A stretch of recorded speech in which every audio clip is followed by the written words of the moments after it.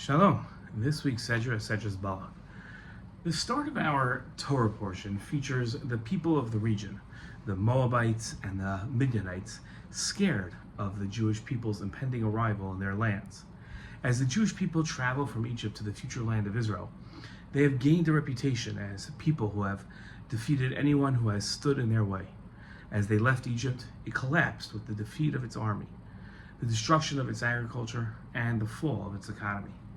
Amalek had tried to and failed to destroy the Jews in the desert, and these two nations, Moab and Midian, feared that they were next. As God recorded in the Torah, Moab was alarmed because those people, the Moabites, were so numerous. Moab dreaded the Israelites, and Moab said to the elders of the Midian, "Now this horde will lick clean all that is about us as an ox licks up the grass of the field." In his commentary to the fear of Moab and Midian, Rashi wrote about the acrimonious relationship these two nations historically shared. Rashi said, "But did not Moab and Midian always hate one another? Just as it is stated, who has smitten Midian in the country of Moab, from which it is evident that Midian had fought against Moab in war.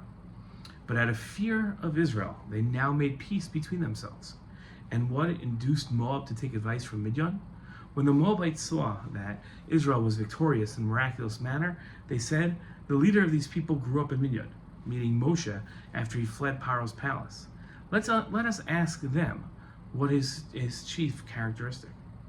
The Midianites remembered Moshe well and advised the Moabites, "His power lies only in his mouth and prayer."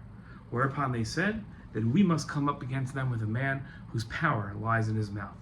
And that's how the plan to have Bilam curse the Jewish people was suggested by the Midianites to the Moabites. The alliance of historical enemies coming together to attack the Jews wasn't limited to this one occurrence in our Torah portion. Jew hate has such a long and despicable history that traditional enemies have often looked past their differences in an attempt to harm the Jewish people. Here are three notable examples from biblical times through to the modern era where traditional rivals or enemies formed coalitions or united to attack the Jewish people or the state of Israel. The first is found in Tehillim in Parak 83, describes a conspiracy of neighboring nations and groups, traditional enemies of ancient Israel, forming an alliance with the explicit goal of destroying Israel as a nation so its name would be forgotten. The listed groups included the tents of Edom, Ishmaelites, Moab, Hagrites, Gibeonites, Ammon, Amalek, Philistine, Tyre, and even Assyria joining to support the descendants of Lot.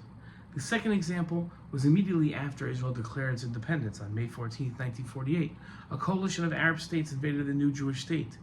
Egypt, Jordan, Syria, Iraq, and Lebanon, along with contingents from Saudi Arabia and others, launched a multi-front attack aimed at preventing or destroying the emerging state of Israel. These countries had historical rivalries and competing interests. Egypt and Iraq, or Jordan and Syria, for example, but they united under a pan-Arab banner against the Jewish state. Third, were these nations joining together again in the Six-Day and Yom Kippur War. Jew hate has reached such an unthinkable level that today's gay community, which faces death and execution in most Arab and Muslim lands, have joined with Islamic anti-Semites and their nations to oppose Israel, the Jewish people, and Zionism. Never underestimate the power of hateful antisemitism. This hate, like in the case of Moab and Midian in our Torah portion, stems from an irrational fear of the Jewish people. Shalom.